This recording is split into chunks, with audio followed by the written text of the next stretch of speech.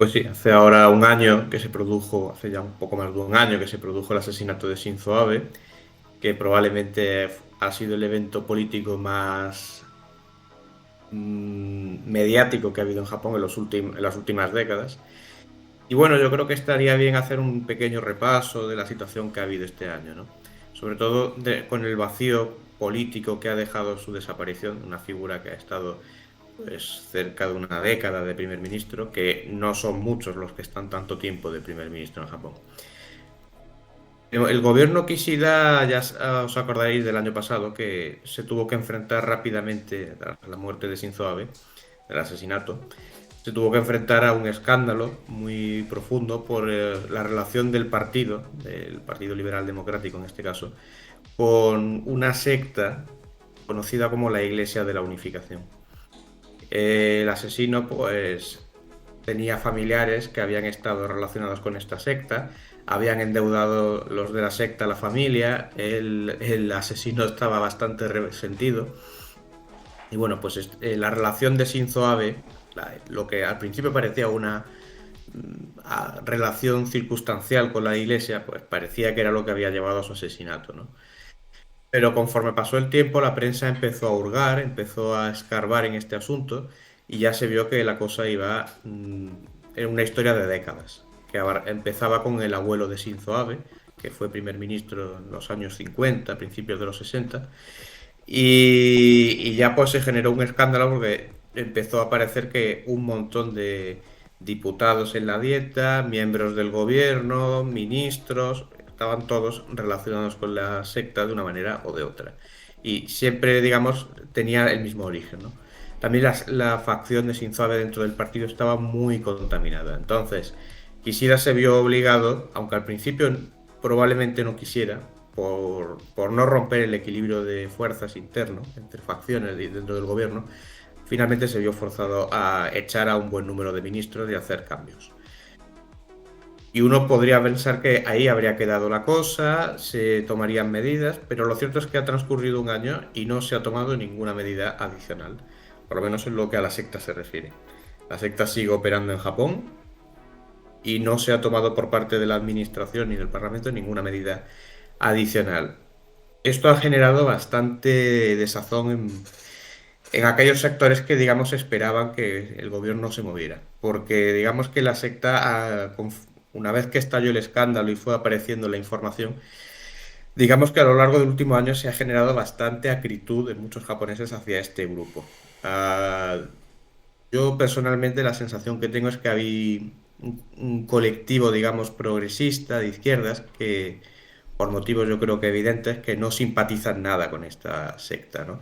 Pero también digamos que hay un colectivo conservador que ven en esta secta de origen coreano, pues un detalle que ya comentamos el año pasado, que tenemos ahí un artículo escrito Ander y yo, por cierto, eh, esta secta de origen coreano haciendo de las suyas allí en Japón, pero la verdad, había muchos sectores conservadores que no les hacía demasiada gracia tampoco. Con lo cual, por H o por B, pues ha habido ahí esta inacción ha dejado bastante desazón. Pero digamos que eso es la parte política, aparte de la sociedad, parte cultural, ¿qué ha hecho? Pues este año ha dejado bastantes cositas. Por ejemplo, han ido saliendo un goteo lento, silencioso, pero desde luego no completamente, no ha pasado desapercibido. Ha ido surgiendo un goteo de casos de personas que han estado relacionadas con la secta.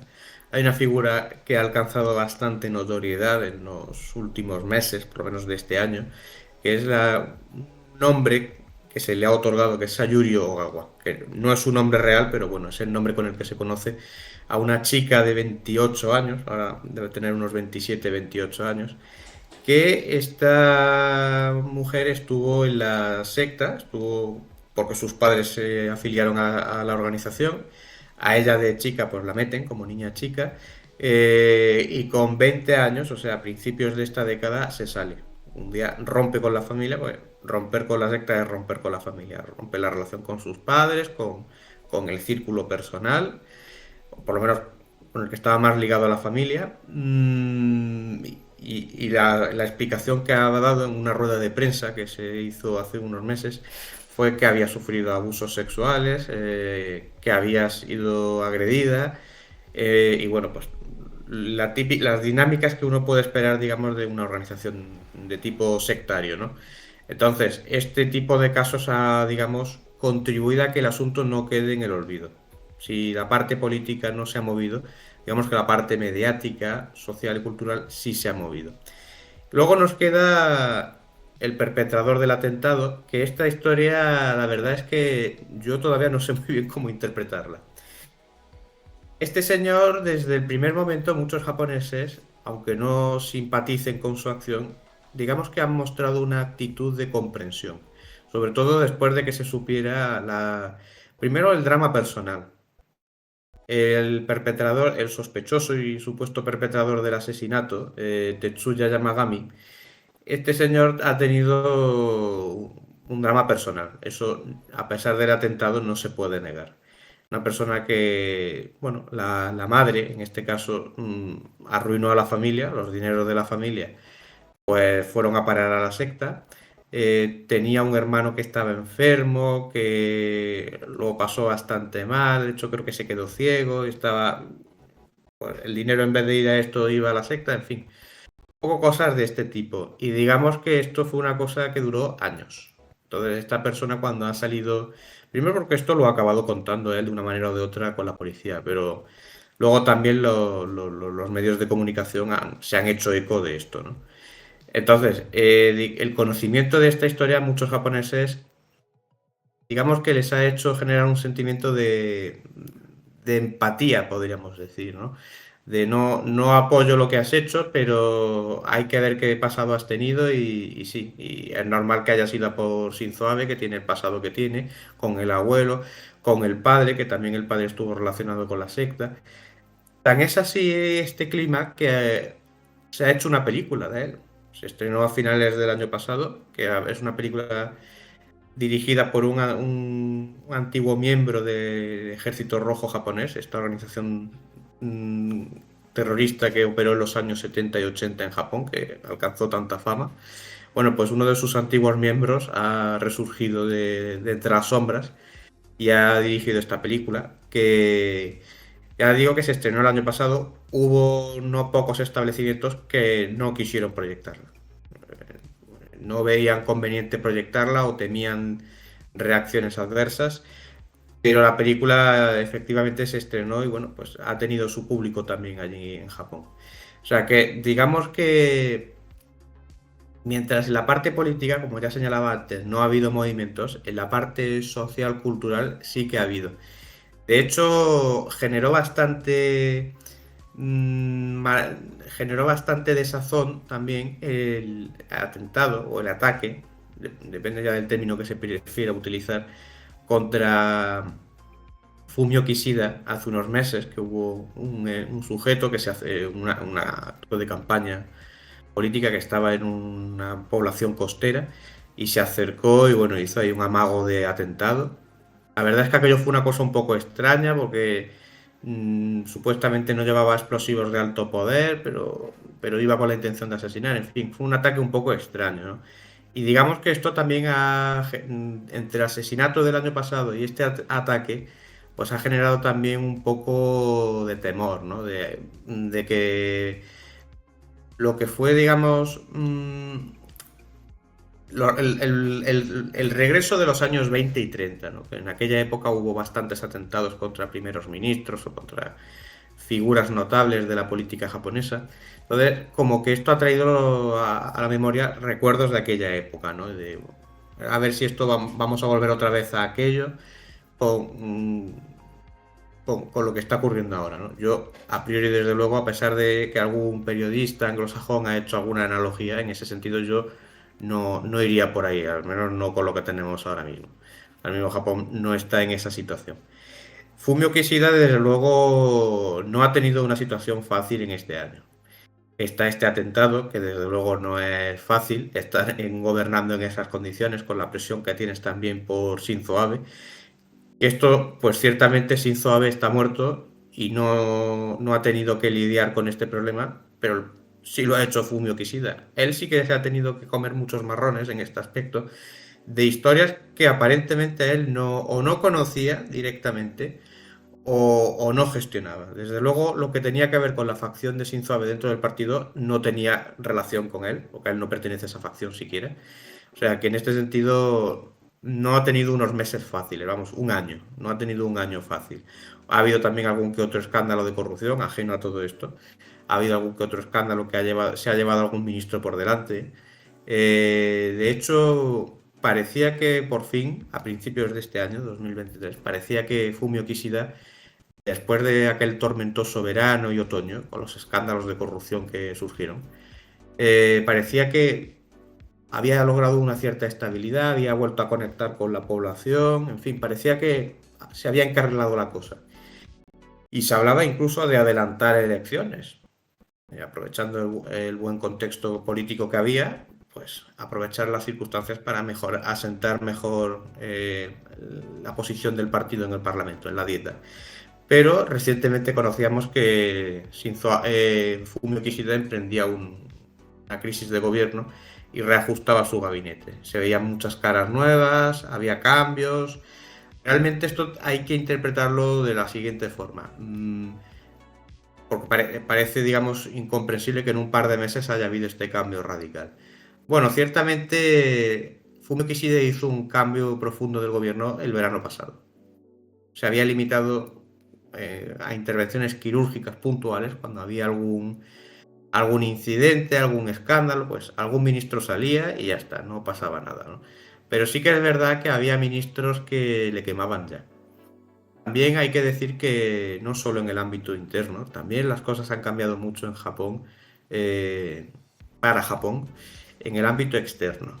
Ha cambiado mucho en lo que es el contexto de Asia-Pacífico, no solo Taiwán, que es un tema que ahora más adelante comentaremos, sino también la guerra de Ucrania, Rusia, Corea del Norte, incluso Corea del Sur, ¿no? Entonces, ha habido ahí cambios en lo que es la política de defensa, la política exterior, y digamos que estos son los dos cambios más significativos que ha hecho recientemente. De ministra de Exteriores ha puesto a una veterana que durante los gobiernos de Shinzo Abe y de Yoshihide Suga ocupó el cargo de ministra de Justicia. De hecho, esta señora, ahora mismo no me acuerdo del nombre, Yoshiko Tamikawa me parece que es. Esta señora, digamos que alcanzó notoriedad, aparte de por estar de ministra de Justicia en 3 ocasiones, alcanzó notoriedad porque fue la que firmó las penas de muerte, cuando ya se confirmaron, para los miembros de la secta Aum Shinrikyo, la secta de la Verdad Suprema, que para el que no la conozca o no le suene ahora de memoria, pues es la secta que organizó los atentados del metro de Tokio de 1995 con Gasarin. Bueno, pues toda la cúpula y parte de la organización fue detenida en aquella época. Se tiraron bastantes años condenados, litigando en tribunales de revisión de la pena. Finalmente, en 2019, me parece que fue, 2018-2019, se decidió que se les iba que estaba, digamos, que se confirmaba la pena de muerte, ¿no? Entonces, ella pues fue la que no le tembló la mano, me parece que ejecutaron a 6 u 8 personas aquel día, o 10, no me acuerdo. Hacía mucho tiempo que no se ejecutaba de una sola vez a tanta gente en Japón, ¿no? Y esta señora pues la afirmó, digamos, que no le tembló la mano, ¿no? Entonces, que no es una figura, por así decirlo, del ala dura del partido. No es una político, digamos, moderada, ¿no? No es de ese estilo. Y digamos que esa es la apuesta que ha tenido para política exterior.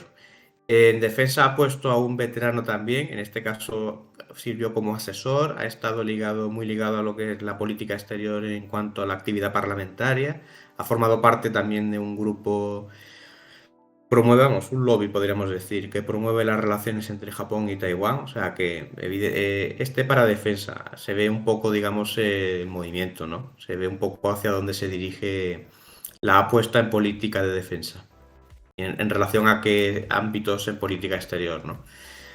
Y digamos que en general Japón, pues en el último año se ha mantenido dentro de esa estabilidad política, a pesar de algún escándalo. También es verdad que el gobierno en los últimos 2, 3 meses se había desgastado por la inflación, porque Japón, igual que Europa, pues también está sufriendo las consecuencias de la inflación. Es verdad que no tienen los dígitos que se ha llegado a alcanzar en Europa, sobre todo en algunos países, que ya pues, son 2 dígitos de inflación. Pero igualmente me parece que era un 6-7% lo que ha llegado a haber allí, o incluso un 8%. Eso ya es una cifra bastante elevada. Entonces, esto ha desgastado al gobierno bastante. También un escándalo que ha habido con la versión japonesa del DNI, que se ha sacado una nueva versión, que esto pues ha sido un fracaso, ha dado muchos problemas y la verdad ha dejado en evidencia un poco lo que es la actividad del gobierno, porque digamos, se había hecho una promoción de esta nueva versión del DNI, un poco en clave digital, enfocada a los nuevos tiempos, y digamos que esto ha dado muchos problemas, ha sido un fracaso, con lo cual pues toda la campaña de promoción que se hizo ha quedado un poco en evidencia. No sé si Ander quería decir algo. No, bueno, igual añadir que eso, que sobre Fumio Kishida, que si uno ve las encuestas, ¿no?, de opinión sobre Kishida, ¿no?, su índice de popularidad, podemos ver que es como una montaña rusa, ¿no?, que de repente está en un pico aceptable, de repente pasa lo de la Iglesia de la Unificación y su popularidad cae por los suelos.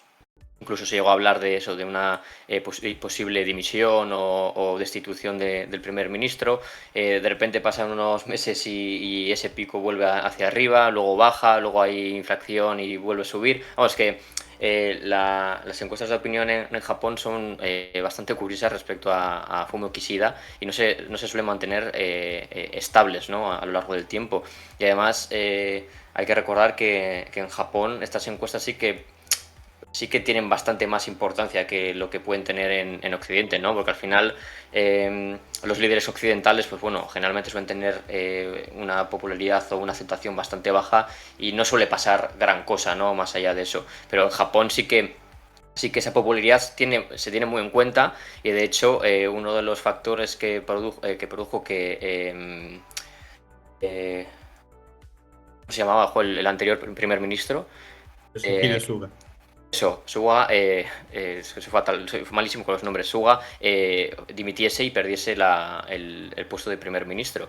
Entonces, una de las causas, ¿no?, una de las causas por las que Kishida no ha sufrido ese mismo destino que Suga es que igual dentro del partido no hay una figura tan fuerte y tan importante para ejercer de primer ministro, ¿no? Porque al final el Partido Liberal Democrático dentro de, ¿no?, en su seno existen y coexisten varias facciones, ¿no?, como está comentando Manu, y es posible que Kishida haya sobrevivido. Bueno, uno de los motivos precisamente por eso, ¿no? Porque hay tal división que no hay un consenso para presentar a otra figura que pueda ejercer de primer ministro.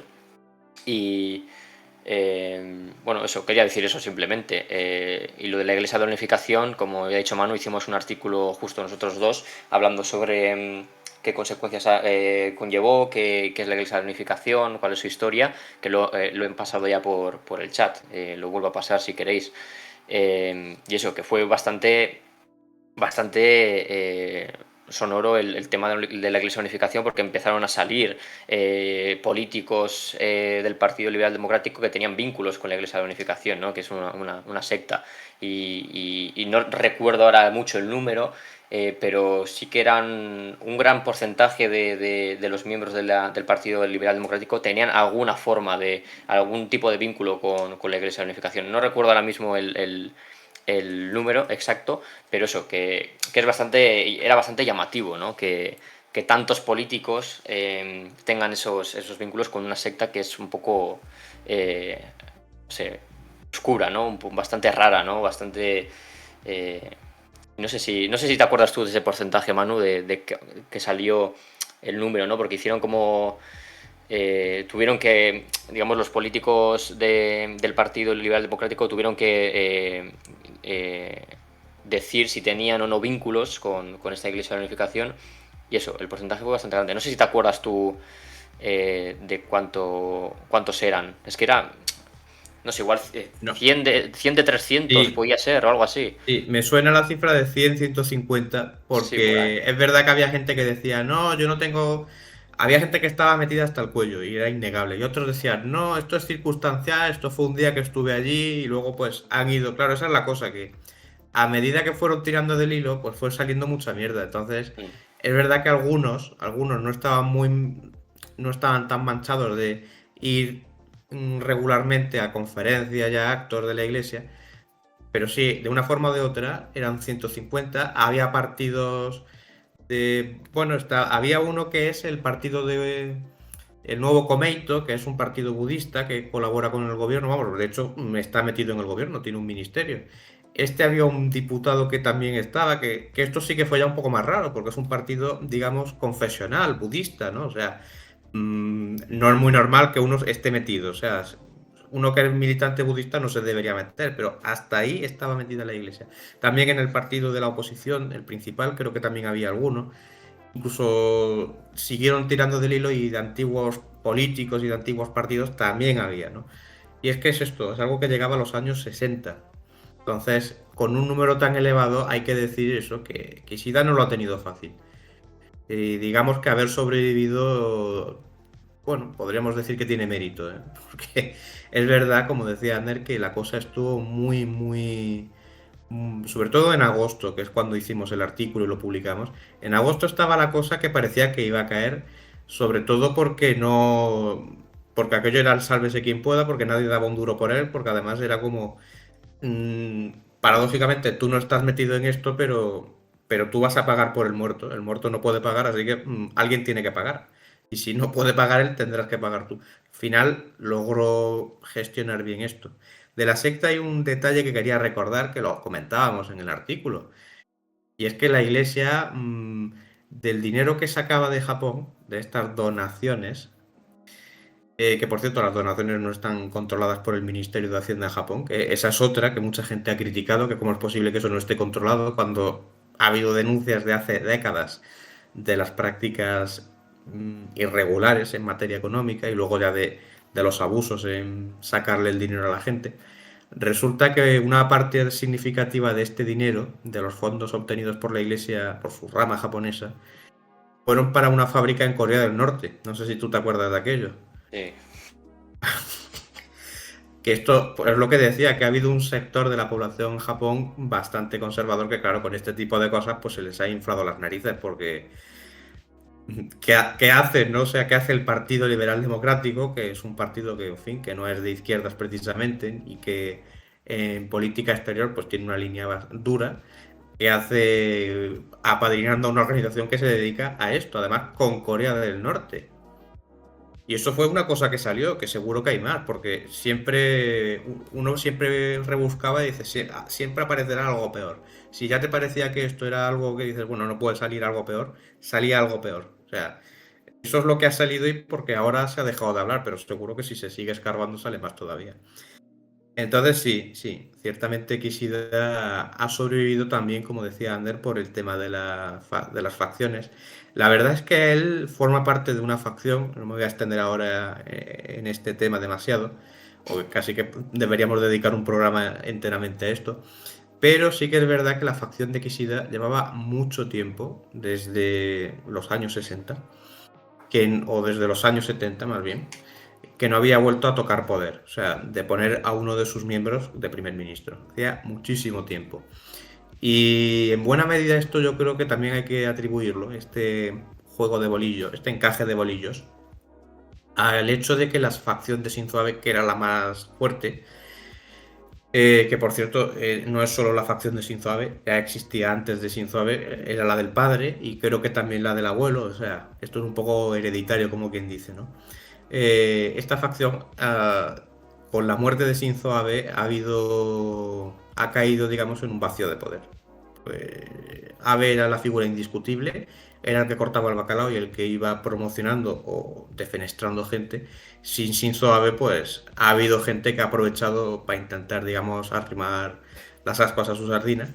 Y ha estado todo este año, hasta fechas muy recientes, sin un líder. Hace poco, si no recuerdo mal, se designó a un... No recuerdo ahora mismo quién era. Me parece que era una de sus más cercanas, había sido ministra suya. A esta creo que la eligieron como líder. Y de hecho eso yo creo que en parte se ha aprovechado de esa debilidad para que no lo persigan y no lo machaquen. También es verdad que Kishida no es un líder sectario, en el sentido de que ha hecho un equilibrio constante de... Esto ya lo hizo desde el primer día, no es algo novedoso. En lo que es el reparto de carteras en el gabinete, siempre ha hecho un equilibrio de facciones. O sea, nunca le da demasiado poder a una, ni siquiera a la suya. ¿Eh? Él ha dado puestos clave a la suya, pero tampoco se pasa. Incluso en el último reparto tampoco podemos decir que se pasó de la raya repartiendo puestos para su propia facción. O sea, que esto también ha ayudado a que haya un equilibrio entre todas y que no haya, digamos, un desequilibrio que mueva a alguien a querer echarlo.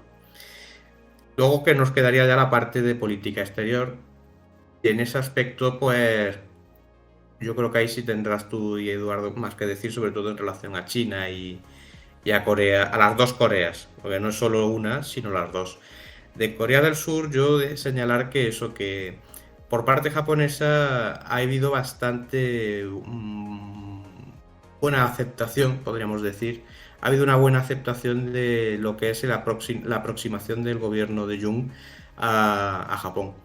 Porque los dos países desde Corea del Sur y Japón llevan desde hace unos meses, o quizás ya o casi un año más bien, llevan en un proceso de acercamiento en que el gobierno de Seúl, por muchas de los que habían sido sus reivindicaciones de la última década o quizás las últimas 2 décadas, pues las ha ido dejando aparcadas, ¿no?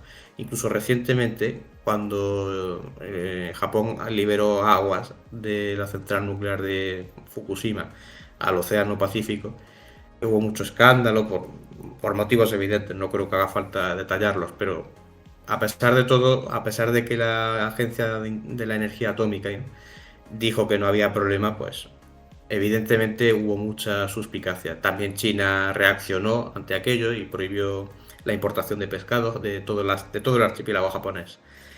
Y curiosamente el gobierno de Jung, o sea, si hubo una reacción de malestar por parte de China, y de algún que otro actor en la zona que tampoco le hizo mucha gracia. Curiosamente, el gobierno de Jung no dijo nada. Dijo que no le hacía gracia, pero que respetaba la decisión y la aceptaba. Esto contrastaba con la postura de la oposición surcoreana que salió a la calle furibunda protestando contra Japón. O sea que esto también es una cosa curiosa, ¿no? Lo que está ocurriendo. Realmente en Japón están bastante satisfechos con esta aproximación y con la línea que ha seguido el gabinete Kishida. Ya la parte, digamos, de Corea del Norte y las recientes tensiones que está habiendo también con China y Taiwán, eso ya es otra cosa. Pero ahí ya, eso prefiero que Ander nos ilustre.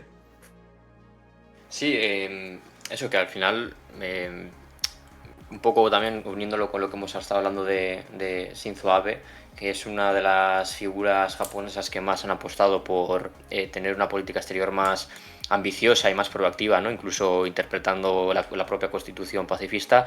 La duda era si Fumio Kishida iba a seguir esa línea o iba a tener una línea más conservadora.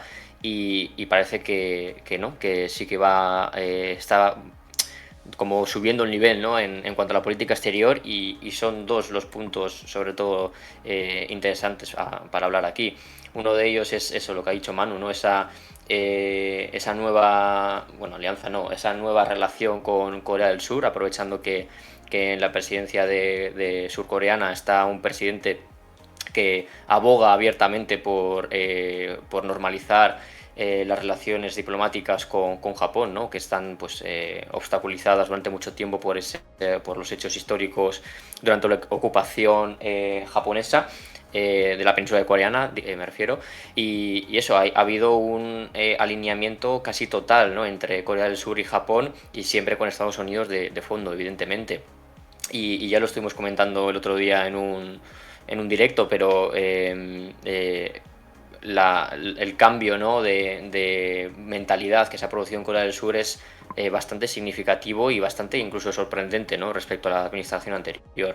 Porque eso, hemos pasado de una administración que culpaba a Japón de todas las atrocidades que cometió durante la ocupación de la península a otra en las que el presidente surcoreano Yoon Suk Yeol critica abiertamente, ¿no? y tacha de fuerzas comunistas totalitarias a aquellos que critican su nueva estrategia respecto a Japón. Entonces el cambio es bastante significativo. Y evidentemente pues Estados Unidos en este contexto está pues contento porque dos de sus aliados en la región Asia-Pacífico se están uniendo para formar un bloque más sólido pues, que pueda contener a China. Y el otro punto, el otro punto interesante, evidentemente, en la política exterior de japonesa, que también tiene que ver con todo este tema de la rivalidad geopolítica y de las tensiones que se viven en Asia-Pacífico, es la apuesta por impulsar la militarización de Japón, porque también Fumio Kishida fue el quien presentó la nueva estrategia de seguridad nacional, que es una estrategia muchísimo más ambiciosa y proactiva que la anterior.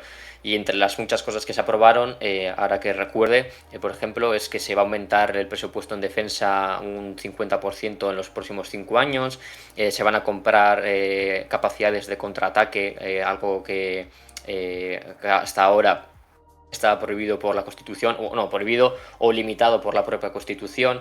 También se van a aumentar las ventas, las exportaciones de equipamiento militar y tecnología militar a países aliados como Filipinas.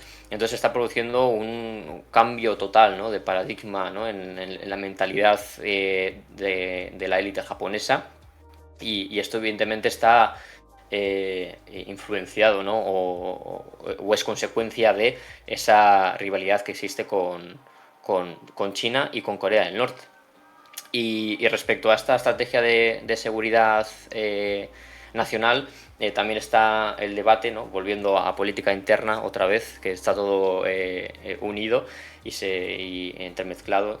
El tema de cómo se va a financiar esa subida, ¿no? en el presupuesto de defensa, porque es una subida, es un incremento bastante importante que un Estado no puede pagarlo así por así.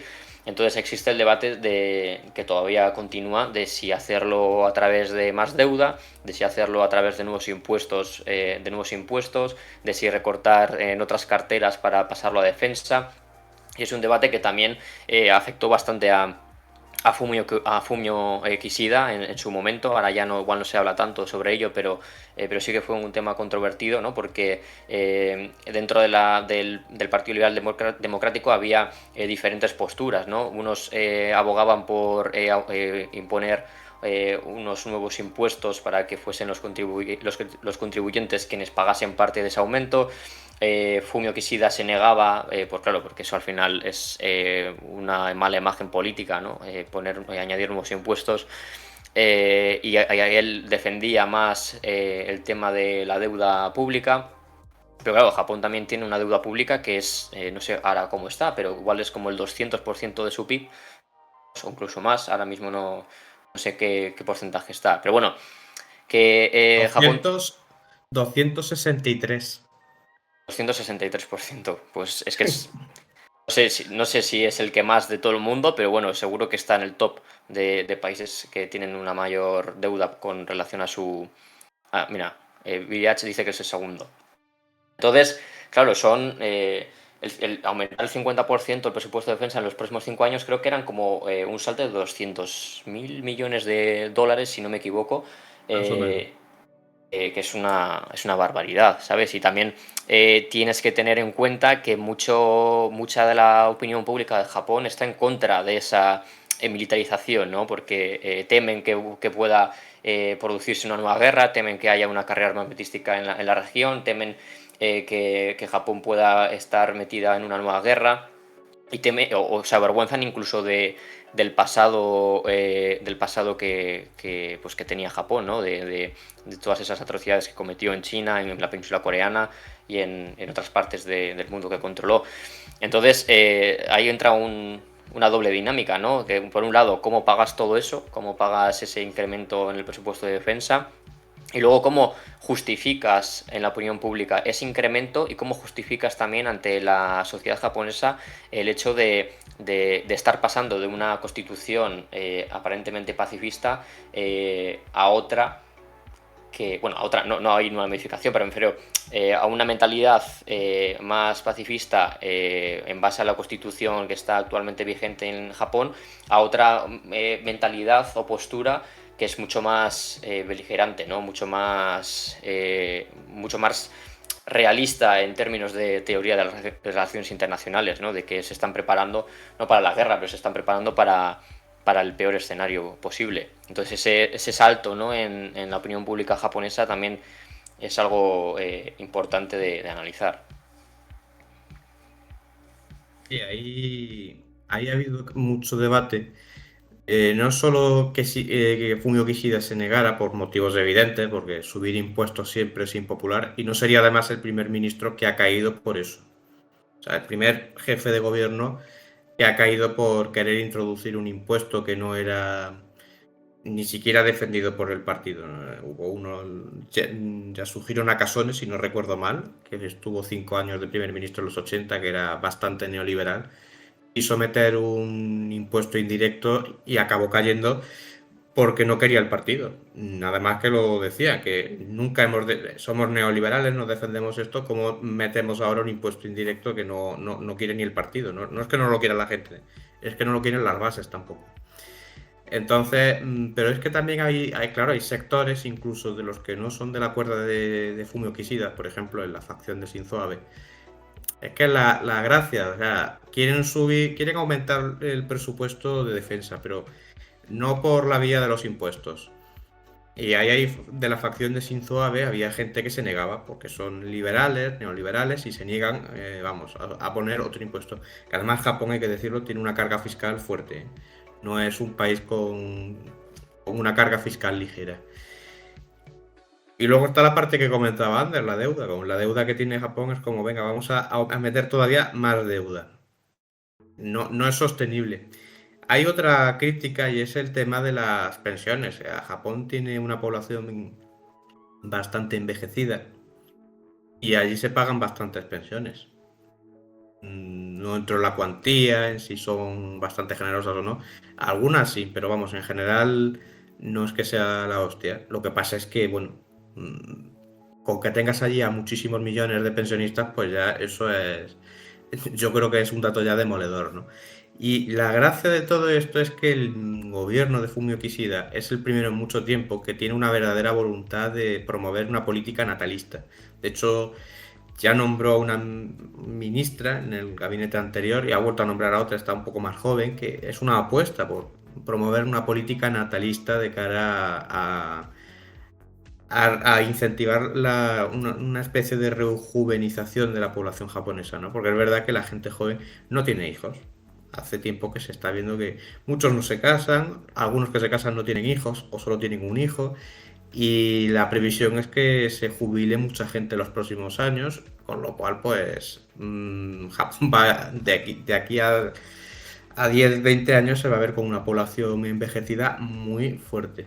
O sea, muy fuerte me refiero, muy numerosa. Y claro, no puedes estar a una cosa y la otra al mismo tiempo. Pero promover una política natalista es dinero. Entonces, es complicada, digamos, la apuesta de Japón. Es complicada porque tampoco quieren tocar, esto es un detalle que no he mencionado, no quieren tocar las pensiones. Que ha habido gente que lo ha propuesto dentro por lo menos del partido. Y antes, en el anterior gabinete, también había alguien que, si no públicamente, sí lo pensaba en privado. O sea, se ha dicho de revisar el tema de las pensiones, pero claro, esto el Partido Liberal Democrático lo tiene clarísimo. Las pensiones y todo lo relacionado con lo que es la tercera edad no se toca. O O sea, si hay una zona donde hay mucha población de tercera edad y tienen un autobús que está subvencionado, un servicio ferroviario que está subvencionado, no se toca. Porque te lo cargas y ese distrito en las siguientes elecciones va a por ti.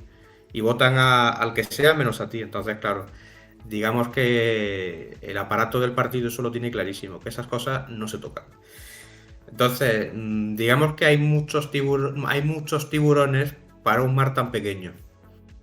Hay muchos intereses para, digamos, tan poca capacidad de maniobra en este sentido, ¿no? Pero bueno, es cierto que la apuesta por la política de defensa es clara y desde luego no es, por ejemplo, lo que sí se vio en su día hace años, ya muchísimos años con Shinzo Abe, la primera vez que llegó, que él ya propuso algo de esto. No era el único primer ministro que lo hizo, pero aquello no se materializó, en esencia porque no se ponían de acuerdo y por cuestiones como las que estamos hablando, solo que en aquel momento esas cuestiones se llevaban por delante todo esto, ¿no? Está la parte que nos queda del artículo 5, que Fumio Kishida públicamente no ha planteado una reforma. Él públicamente no ha planteado ni si lo va a hacer o no lo va a hacer, si es conveniente o no. O sea, y yo creo que ahí también hay que tener en cuenta lo que le ocurrió a Shinzo Abe. Él jugó mucho con este tema. En mi opinión, estuvo mangoneando el tema, que luego no lo hizo. Es verdad que se tiró 8 años con este tema, más los más años anteriores que no estuvo en el gobierno, pero también públicamente lo defendía. Y luego, estando en el gobierno, no se atrevió a dar el paso porque internamente, más que externamente, y la oposición que pudiera generar, internamente tampoco estaba nada claro este tema. O, había gente del partido que no apoyaba, pues porque era gente de su facción, gente del grupo nacionalista al que pertenece, que de eso podemos hablar otro día, que también Shinzo Abe pertenecía, además de la Iglesia de la Unificación y su facción interna, también formaba parte de una organización bastante ultranacionalista y conservadora a la que se vio en su día como el gran artífice en la sombra de esta reforma del artículo 9 y también de una reforma en política exterior y política de defensa. Y esto digamos que internamente no gustaba. O sea, había quórum en moverse, pero no si lo promovía esta gente o si esta gente estaba detrás de esto, ¿no? Naturalmente en China pues esto tampoco gusta, claro. Y es justo esto ha preguntado uno por el chat, ¿no? Los acuerdos de paz de la Segunda Guerra Mundial le permiten aumentar su ejército y potencial militar, su potencial militar. Pues como ya hemos dicho, precisamente ese artículo 9 es el que limita muchísimo la acción en materia de seguridad a Japón. Y si, pues si alguien no sabe cómo es el artículo 9, ¿no?, de la Constitución japonesa, lo voy a leer como es, ¿no? Le cito textualmente. Aspirando sinceramente a una paz internacional basada en la justicia y el orden, el pueblo japonés renuncia para siempre a la guerra como derecho soberano de la nación y a la amenaza o al uso de la fuerza como medio de solución de disputas internacionales. Con el objeto de llevar a cabo el deseo expresado en el párrafo precedente, no se mantendrán en lo sucesivo fuerzas de tierra, mar o aire, como tampoco otro potencial bélico. El derecho de beligerancia del Estado no será reconocido.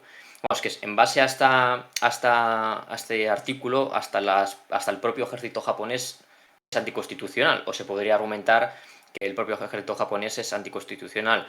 De hecho, tuvieron que hacer un poco, ¿no?, de la 1314, como se dice, con el nombre también, ¿no?, porque el ejército japonés se llama las fuerzas de autodefensa de Japón, ¿no? Argumentando que el ejército es para la defensa de Japón y no busca cuestiones ofensivas de ataque a un enemigo o amenazar a otros países, ¿no?, países extranjeros.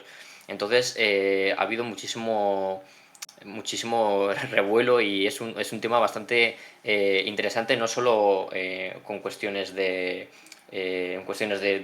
política, sino también de opinión pública, e incluso los propios analistas, ¿no?, japoneses e internacionales han investigado mucho este artículo.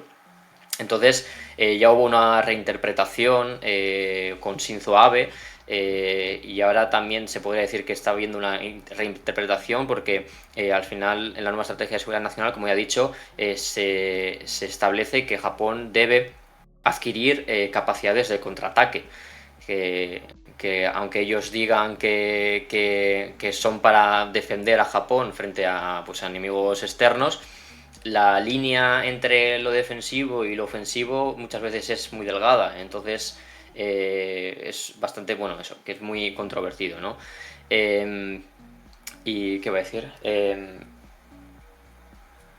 Eso, sobre Shinzo Abe, que es lo que ha dicho Manu, que sí que es verdad que Shinzo Abe durante sus años como primer ministro intentó reinterpretar, bueno, intentó modificar este artículo de la Constitución y no pudo, ¿no? Pero también es porque yo creo que el contexto regional tampoco le favorecía en exceso. Yo creo que iba a estar a Shinzo Abe como primer ministro y aprovecharía cualquier lanzamiento de misiles norcoreano o cualquier acción china en la Senkaku, por ejemplo, para presionar y para intentar modificar esa constitución o al menos realizar otra reinterpretación.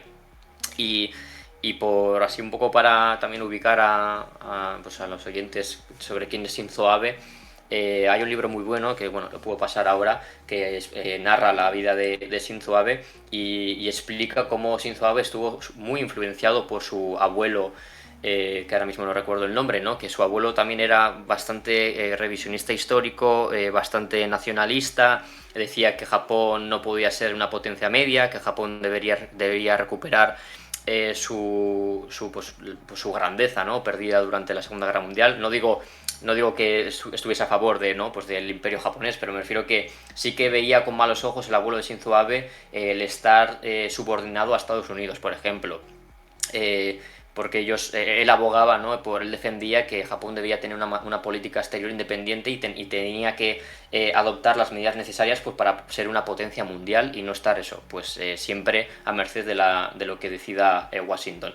Y Shinzo Abe estuvo muy influenciado por su abuelo y parte de su carrera política se amoldó en base a esos pensamientos de su abuelo, que ahora mismo no recuerdo el nombre porque ya lo he dicho, soy malísimo con los nombres y no me acuerdo nunca de los nombres. Eh, ¿Tú te acuerdas del nombre de Shinzo Abe, que fue también hizo una carrera política, ocupó Sí, varias carteras?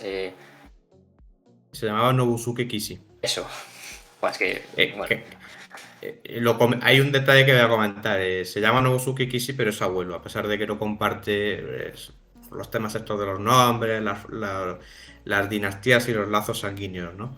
Pero era abuelo de este señor y Nobusuke Kishi, hombre, decías tú lo del imperio.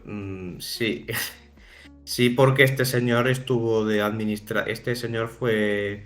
Primero que durante la Guerra Mundial fue el equivalente a lo que en Alemania se llamaba Ministerio de Armamento y Municiones. Él ocupó esa cartera ministerial durante la guerra, pero además estuvo. Que esto muchos chinos, con razón, pienso yo, siempre odiaban a Abe por esto, porque es algo conocido, no es un secreto, pero además que el abuelo de Shinzo Abe estuvo en China, concretamente en Manchuria, que fue allí los japoneses montaron una colonia, un estado títere.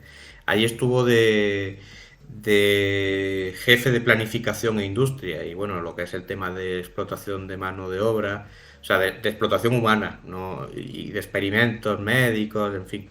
Este señor quedó muy manchado con eso. Entonces, es cierto que lo que ya es el Japón de posguerra, sin tener relación directa con esto, es verdad que el abuelo de Shinzo Abe estaba, digamos, más inserto en la política de posguerra. Pero sí que es verdad que todo esto está ahí y bueno, pues es algo que también ha manchado mucho.